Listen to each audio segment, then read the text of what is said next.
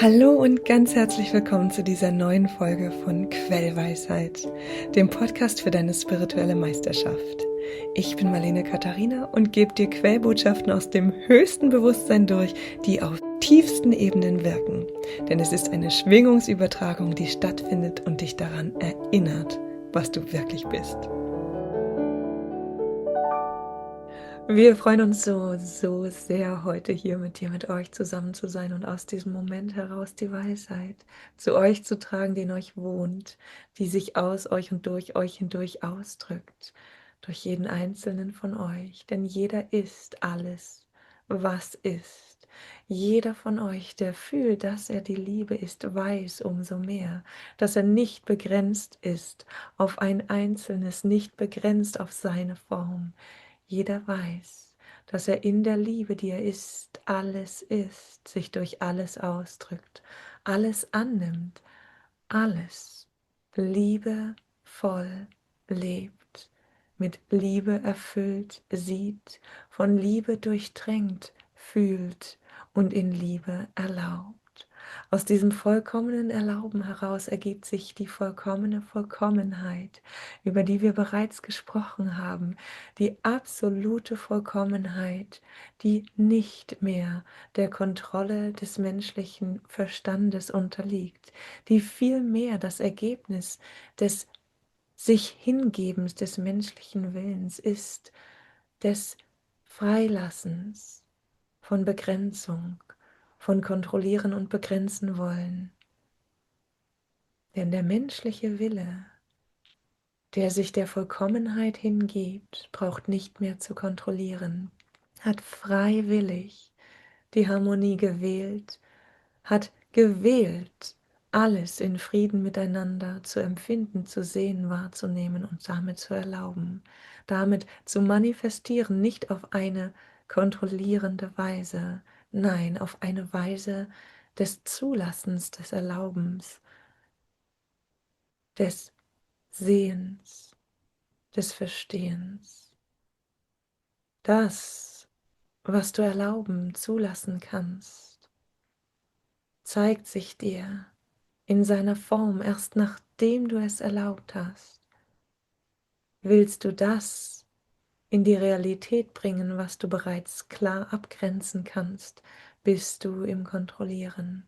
Willst du das erlauben, was erlaubt ist, mehr als das, was du dir vorstellen kannst, so bist du im Dich öffnen, im Annehmen von dem viel mehr als das, was du bist, als das, was du begrenzen, beschränken, halten, kontrollieren kannst. Das ist der Mut der Vollkommenheit. Und aus diesem Mut der Vollkommenheit ergibt sich, dass du nichts mehr zu werten brauchst. Dass alles, was sich dir zeigt, was dir gegeben wird in deinem Leben, ganz konkret, ebenso wie übergeordnet und abstrakt, dass alles das, was dir gegeben ist in deinem Leben, Ausdruck der Vollkommenheit ist, sich für dich gibt, nicht auf eine opfernde Weise, nein, auf eine Weise, die zur Freude ist von dem, das sich gibt, von dem, das dir gegeben ist, von dem, das du fühlst, das du gibst, indem du empfängst, von dem, das du fühlst, das du empfängst, indem du gibst. Alles ist eins, denn im Empfangen erhältst du die Freude der Liebe, im Empfangen gibst du die Freude der Liebe, im Empfangen bist du in der Entfaltung des Seins. Die Entfaltung des Seins ist nicht wie ein Geben und Nehmen, die Entfaltung des Seins ist ein endloses Ausdehnen von der Klarheit, von der Wahrheit, von der Liebe, von dem Licht, von der Durchdringung dessen, was du wirklich bist, durch alles hindurch, die dichtere, noch so dichte Materie und Form. Jede Frequenz enthält in ihrer Essenz die Liebe. Je mehr du das erlaubst, desto mehr kannst du dies sehen, kannst du dies fühlen, kannst du dies wahrnehmen. Je mehr du dies sehen, fühlen und wahrnehmen kannst, desto realer lässt es sich für dich fassen, greifen. beschreiben, teilen. Und mit all dem fasten Greifen, beschreiben und teilen wird es ein Stück realer auf der Welt, ein Stück sichtbarer auch für andere, ein Stück annehmbarer in der Welt, in der nur an Sichtbares, nur an Beweisbares geglaubt wird. Du bist nicht hier, um zu beweisen, nicht hier, um Beweis zu führen, du bist hier, um zu erleben, um zu lieben und aus der Liebe heraus sich alles erkennen zu sehen. Die Erkenntnis entspringt der Liebe. Kannst du also lieben, jeden in seiner Form, in seiner Weise, auf unbegrenzte Art und Weise, auf göttliche Weise kannst du lieben, wie es ist, ohne zu bewerten, so bist du im Erkennen der Vollkommenheit. Du kannst deine Vollkommenheit in vollkommenem Frieden mit dir selbst leben, ohne das, was dir begegnet, in diese Vollkommenheit einordnen zu müssen, ohne das, was dir als begrenzt erscheint, als Vollkommenheit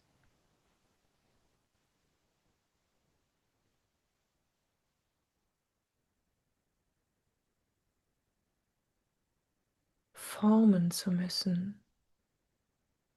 Wir wissen, dass in dem Moment, in dem ihr ein Konzept von Vollkommenheit entwickelt, ihr diese Vollkommenheit in derselben Form, in der ihr sie fühlt, in anderen sehen wollt, anderen geben wollt, als dieses Konzept, als diese Vollkommenheit. Die Vollkommenheit, die ultimative Vollkommenheit,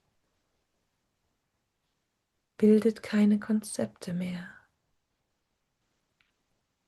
Sie ist im Frieden mit allem, was ist, hat Freude an allem, was sich ausdrückt, auf so bunte Weise und kann somit alles als Türen, als Pforten wahrnehmen, durch die hindurch empfangen wird.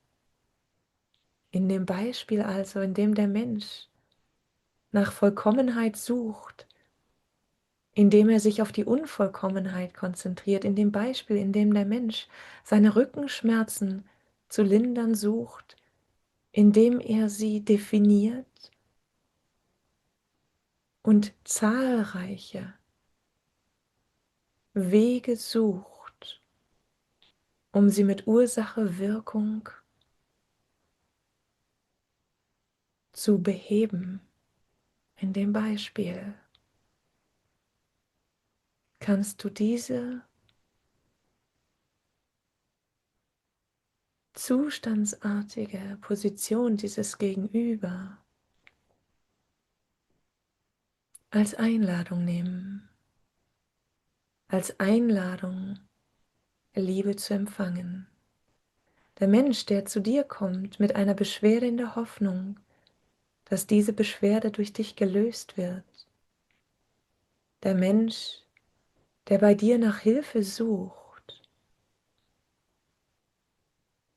er sucht nach dem Fühlen von dem, was er ist. Er hat längst gefunden, sonst würde er nicht zu dir kommen. Er weiß, dass ein Funken von dem, was ist, bereits übergesprungen ist, dass bereits in ihm das berührt wurde, in Übereinstimmung gegangen ist mit dem, was du bist, mit der Vollkommenheit, die du weißt, die du siehst, die du ausdrückst, die du lebst. Kommt also jemand zu dir mit einer Beschwerde, um diese zu lindern, so wisse, dies ist sein Konzept, um zu erlauben, sein Konzept, um Liebe zu sich strömen zu lassen, seine Türöffnung für das Neue, das für ihn nicht Greifbare, das nur Fühlbare. Das, was du wahrnimmst, was jenseits aller Form ist, das, was du wahrnimmst, was doch in aller Form, durch jede Form hindurch ist, das, was du bist, die Liebe, die alles ist. Erlaub dir nicht nur diese Liebe in allem zu sehen, diese Vollkommenheit in allem wahrzunehmen. Es erlaubt dir auch, doppelschichtig das menschliche Erleben zu betrachten. Auf der einen Seite siehst du die Konzepte der Begrenzung, könntest mitspielen, bist eingeladen mitzuspielen und fühlst dich bedrängt nahezu durch dieses Spiel, das allzu dicht, allzu unvollkommen daherkommt. Auf der anderen Seite siehst du, wie auch dies Ausdruck von Liebe ist, wie dies eine Einladung für die Liebe ist, wie dieses Konzept in die Vollkommenheit hineinpasst. Denn auch dieses Konzept entspringt der Liebe, enthält die Liebe und drückt die Liebe aus. Diese beiden Ebenen mögen dich verwirren, mögen sich dir querstellen. Wir wollen dir hier sagen, dass die Ebene der Kausalität für dich nicht mehr dazu da ist, ihr zu folgen, dich ihr unterzuordnen. Wenn jemand zu dir kommt und um Hilfe bittet, denkend, dass die Werkzeuge, die du hast, auf rein physischer Ebene wirken, dass die Werkzeuge, die du hast, diesem Menschen helfen sollen, so wie er es sich vorgestellt hat, so kannst du erkennen, dass dies das Portal für diesen Menschen ist, das Portal zu der Liebe, die er ist, die auch du bist. Es ist seine Art und Weise, sich dem zu öffnen, was alles ist, was dieser Mensch ist, so wie du es bist. Du brauchst dich nicht herabzulassen, und wir sagen das frei von Wertung und voller Liebe. Du brauchst dich nicht hinunterzubeugen in die dichte Form, brauchst dich nicht unterzuordnen in das Konzept des anderen. Gleichfalls brauchst du es nicht zu zerstören. Dieses Konzept dient dem anderen als Fahrzeug, als Gehhilfe, als Portal. Der Zugang ist ständig und stets da, doch wenn dort ein Portal mit goldenen Lettern steht, mit goldenen Buchstaben, tritt ein, hier wartet Rettung auf dich. So ist es für dein Gegenüber. Klarer, einladender, sicherer. Und somit nimmt dein Gegenüber lieber eine Konzepthaftigkeit, ein sicheres Gefüge, einen sicheren Rahmen, ein begrenztes Tor, eine Strategie, als die vollkommene Freiheit der Vollkommenheit.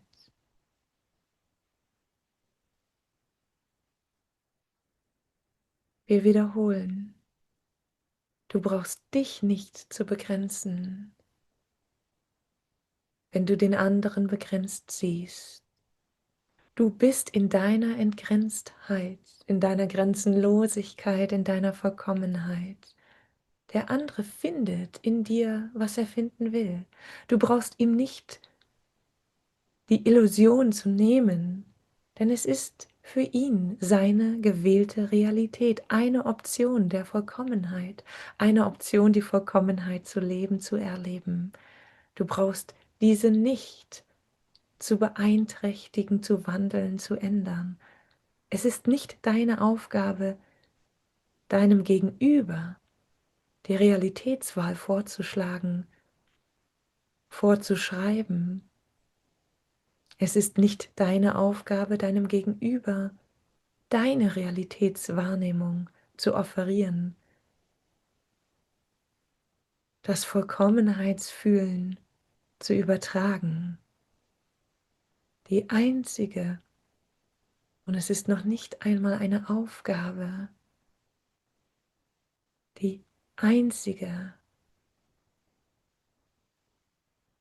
Daseinserfüllung, die dir gegeben ist das Du selbst sein, durch alle Formen hindurch, die sich dir zeigt, als wunderschönes Spiel. Und somit kannst du durch dieses dein Spiel hindurch, das du vielleicht an dieser oder einer anderen Stelle für dich erschaffen hast, auf das du vielleicht zurückgreifst, du kannst durch jedes Spiel hindurch dich die Liebe fließen lassen, dich das Licht strahlen lassen, dich die Vollkommenheit erlauben. Und du siehst, dass du die Liebe, du das Licht, du die Vollkommenheit im anderen erlaubt bist, dich durch den anderen ausdrückst. Die Form gibt deinem Gegenüber Sicherheit, gibt deinem Gegenüber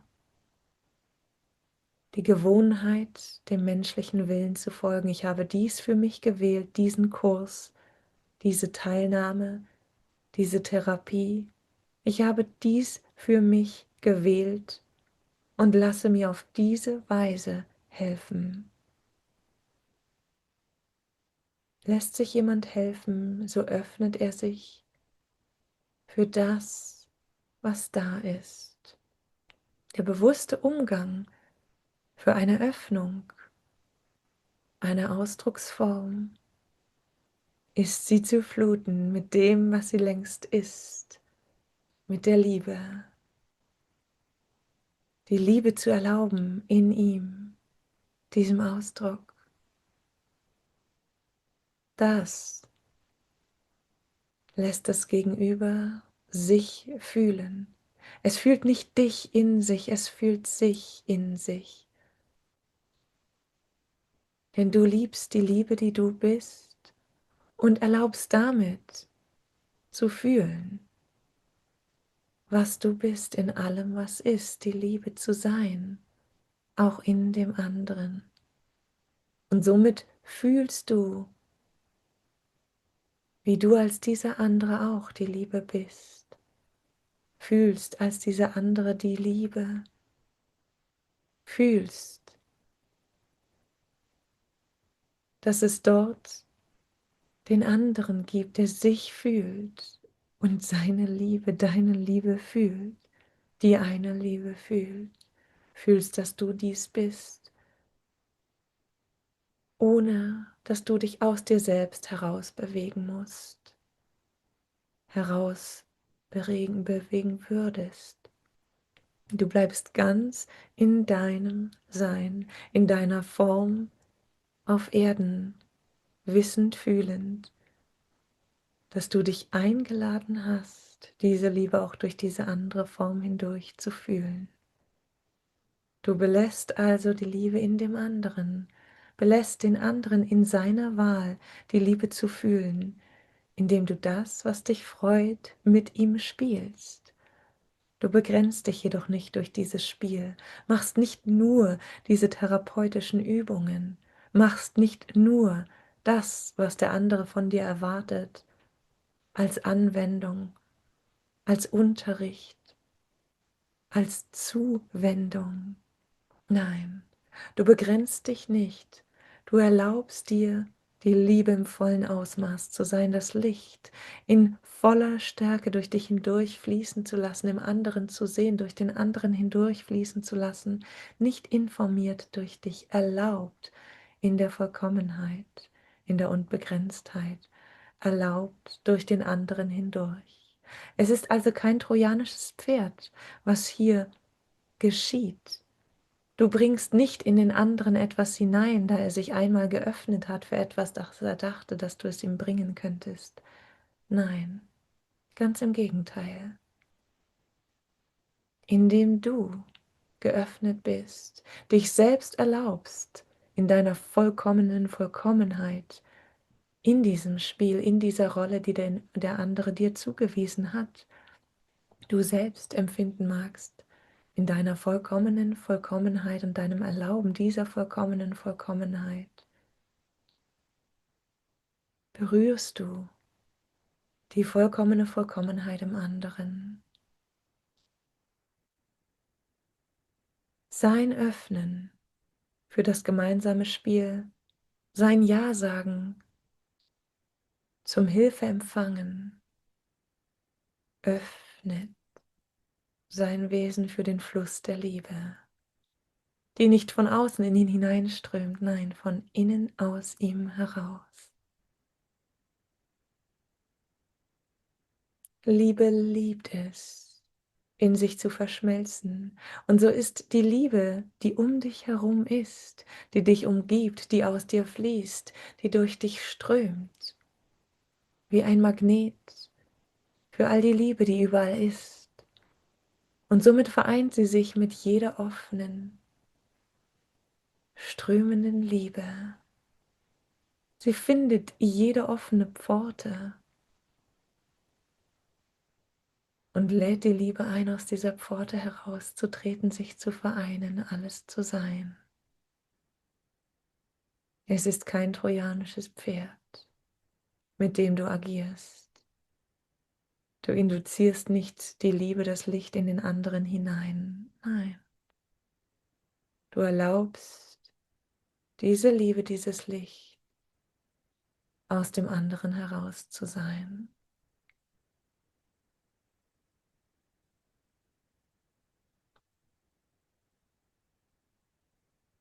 Unsere Inspiration für dich, für euch also ist, wann immer jemand euch aufsucht in einer bestimmten Rolle, prüfet,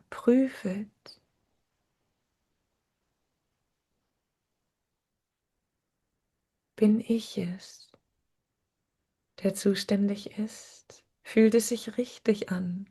Fühlt es sich leicht, frei und freudvoll an? Dieses Spiel, zu dem ich eingeladen bin, für das der andere zu mir gekommen ist. Erhältst du ein Ja, eine Freude, ein Hüpfen im Herzen? So erlaube das Spiel aus der Vollkommenheit heraus. Erlaube dich in allem, was du bist, nicht begrenzt auf diese Rolle, für die er zu dir gekommen ist. Erlaube dich und erlaube dein Gegenüber jenseits von dem, was es denkt, zu sein begrenzt, limitiert. Erlaube und erlebe, wie dein unbegrenztes Wahrnehmen dein Gegenüber entgrenzt, ohne es entgrenzen zu wollen. Befreit, ohne es befreien zu wollen. Erlaube und erlebe die Schönheit in dem Moment, frei von jeder Langzeitwirkung. Erlaube, erlebe die Liebe, die Verschmelzung des Seins. Nicht die Vermengung, nein, die Entgrenzung.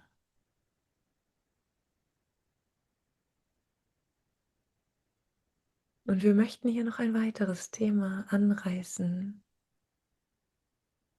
das viele von euch, das Sein in dem Augenblick, in dem Moment kostet.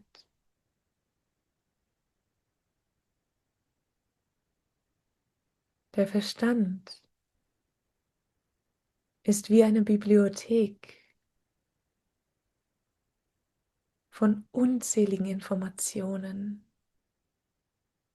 die nicht schweigend wie geschlossene Bücher vor sich hin steht,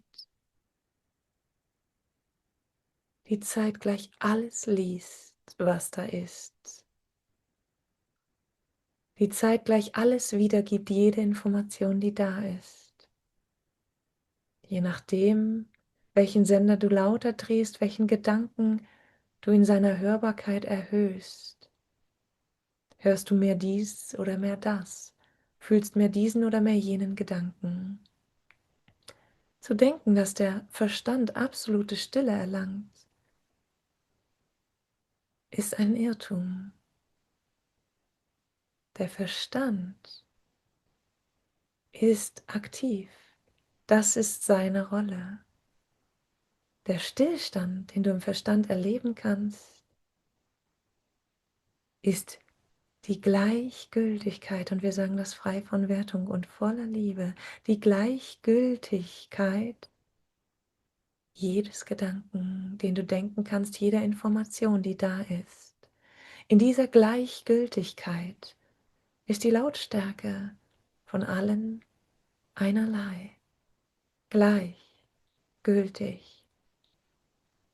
Keiner der Gedanken ist heruntergeregelt, unterdrückt oder hervorgehoben, hochgeregelt in seiner Lautstärke. Alle Gedanken sind einfach da, jede Information ist einfach da, darf da sein, ohne dass irgendetwas mit ihr gemacht werden muss. Auf diese Weise ist dein Verstand frei und leicht, voller Licht, voller dynamischem Stillstand.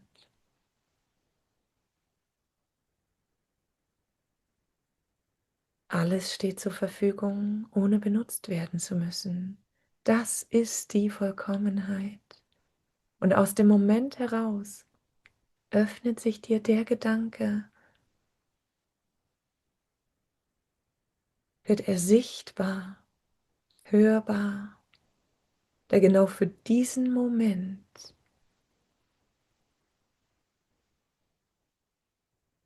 die Glücksfrequenz stärkt, die tiefste Meditation kann dir Klarheit bescheren, dir einen Gedanken bringen, einen einzigen Gedanken, der dein Leben verändert. Wir sagen also nicht, dass dein Verstand niemals diese oder jene Information hervorheben sollte, dürfte.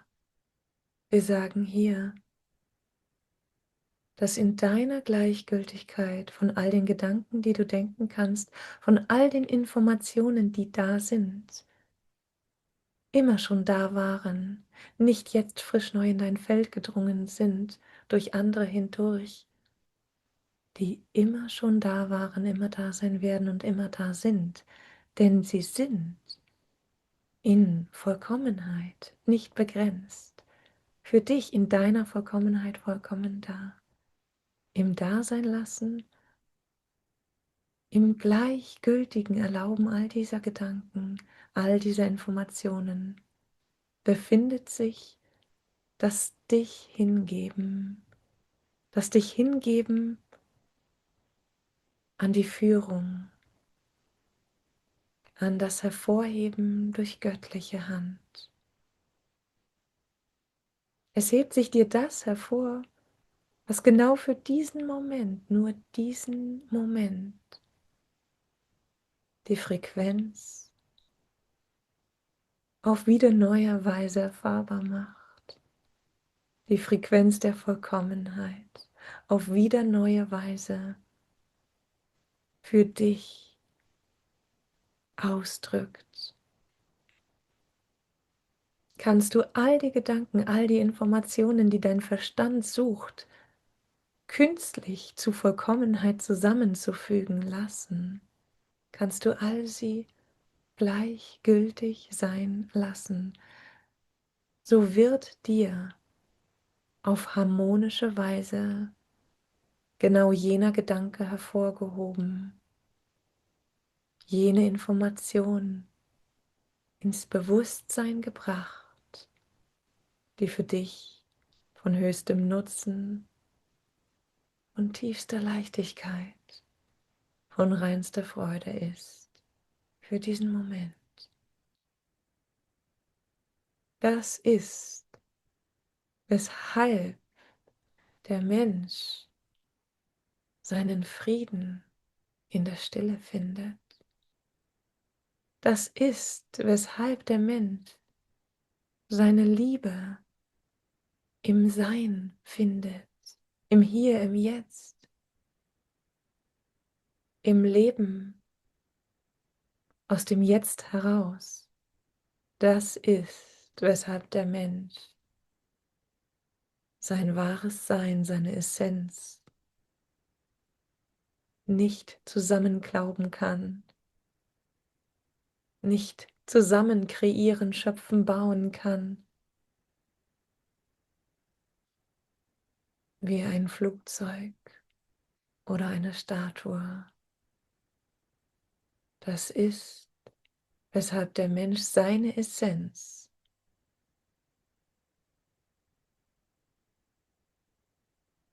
in allem erkennt, ohne sich für die Form verantwortlich zu fühlen und doch wissend, dass jede Form durch ihn verantwortlich ist, verantwortet ist, wissend, dass jede Form sein darf, so wie sie ist, genau wie jede Information, jeder Gedanke sein darf, gleichgültig, frei von Wertung.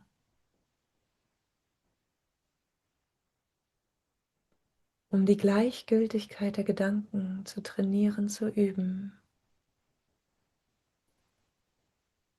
ist das dich sammeln in dem Augenblick die einzige, die höchste, die beste, die schnellste, die einzige Möglichkeit. Es gibt viele Möglichkeiten, dich in dem Moment zu sammeln, dich aus dem Moment heraus, in den Moment hinein auszudrücken. Es gibt viele Möglichkeiten,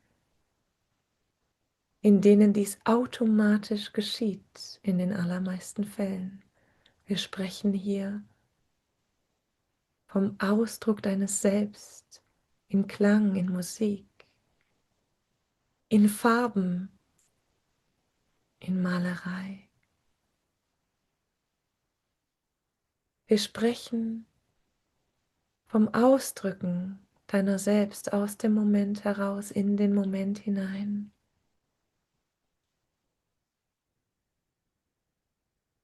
In allem, in dem du dich verlierst, in Dichtung und Poesie, im Kochen, im tiefen Gespräch, im Einssein mit der Natur. Du weißt, nur du kannst sagen, bist du in diesem Augenblick?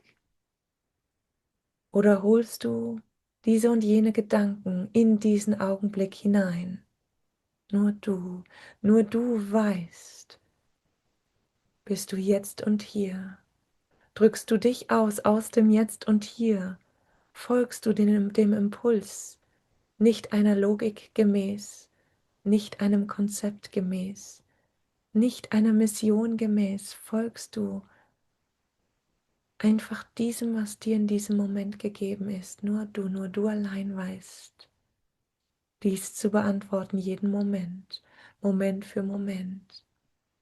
Du brauchst die Frage nicht zu beantworten, denn auch diese Frage führt dich in das Stöbern in der Bibliothek, heraus aus dem Vertrauen in den Moment, um also ganz und gar und vollkommen in jedem Moment die Entfaltung der Vollkommenheit zu genießen. Erlaubst du, dass alles, was ist, bereits vollkommen ist. Du entdeckst den Druck, der entsteht dadurch, dass die Bibliothek laut geworden ist. Und du begibst dich zunächst an deinen stillen Ort zurück, in die Gleichgültigkeit von allem, was ist. Wenn dir dies nicht gelingt, so wähle etwas, das für dich, allein für dich von Nutzen ist. Wir sagen dies nicht, um dich eigennützig fühlen zu lassen, zur Eigennützigkeit anzuregen. Nein, wir sagen dies, da du nur im Erfüllen dessen, was dir gut tut, die Vollkommenheit finden kannst. Denn du bist in dem, was sich durch dich ausdrückt, Teil der Vollkommenheit. Versuchst du irgendeines anderen Vollkommenheitsteil zu sein, so fehlt die Lebendigkeit in dir, fehlt der Ton, der du bist in der Vollkommenheit. Somit sagen wir dir, beginne immer bei dir. Wann immer du eine Disbalance fühlst, wann immer du das Gefühl hast, ein Druck baut sich auf, du müsstest handeln, gehe zu dir zurück. Fühle, was dein Bedürfnis in diesem Moment ist, was du für dich tun würdest, würde es niemand von diesen anderen Ausdrucksformen geben, würde es nichts von diesen anderen Situationen, Konzepten, Gedanken, Realitäten geben. Was wäre es, was du durch dich hindurch erlauben würdest, welchem du dich durch dich hindurch Ausdruck verleihen würdest? Was würdest du erlauben, wenn dieses um dich herum dich nicht dominieren oder unter Druck setzen würde, dich nicht einladen, dich nicht auffordern würde?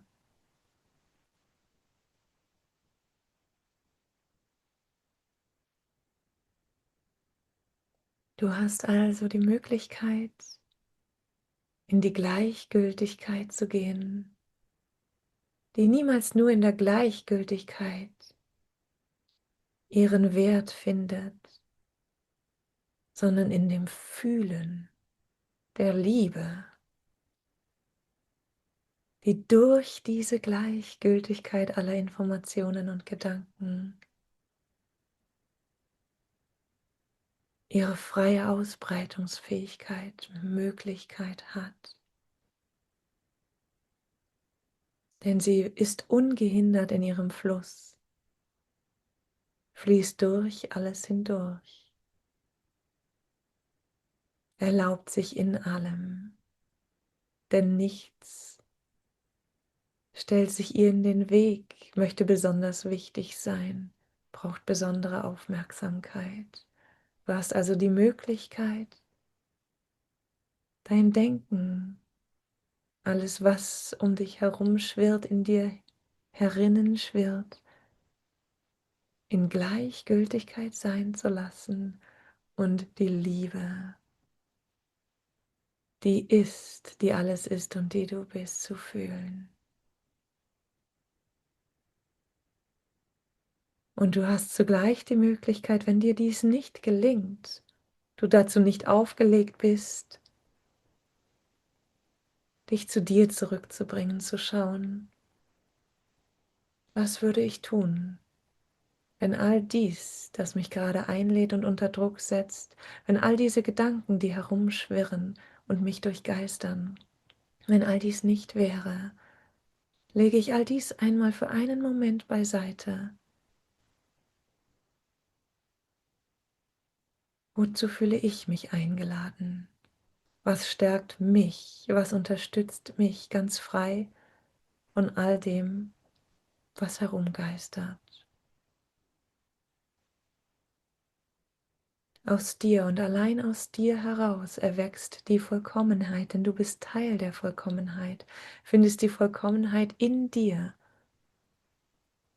aus dir heraus, in allem, aus allem heraus. Du bist Teil der Vollkommenheit, ebenso wie du die Vollkommenheit bist.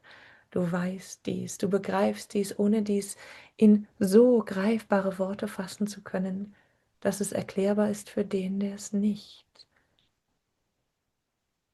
fühlen will. in diesem Moment und doch fühlt, der primär eine andere Realität wählt. Du weißt, dass all dies erlaubt ist, erlaubst, erlebst, erlebst, erlaubst und freust dich deines Ausdrucks, deines Seins. In jeder Rolle, die du bist du doch auch die Vollkommenheit und hast nunmehr die Möglichkeit, dich mehr mit der Unbegrenztheit, der Vollkommenheit zu identifizieren, dich mehr als die Vollkommenheit wahrzunehmen, als diese Rolle, diese Begrenztheit, in der du wahrgenommen wirst, in der du dich vielleicht selbst auch sehr sicher fühlst. Du hast die Möglichkeit, dich stets und ständig als Vollkommenheit zu sehen und als Teil dieser Vollkommenheit, dein Gegenüber als Vollkommenheit zu sehen und als Teil dieser Vollkommenheit. Du hast die Möglichkeit, die Vollkommenheit zu genießen, während du in ihr spielst.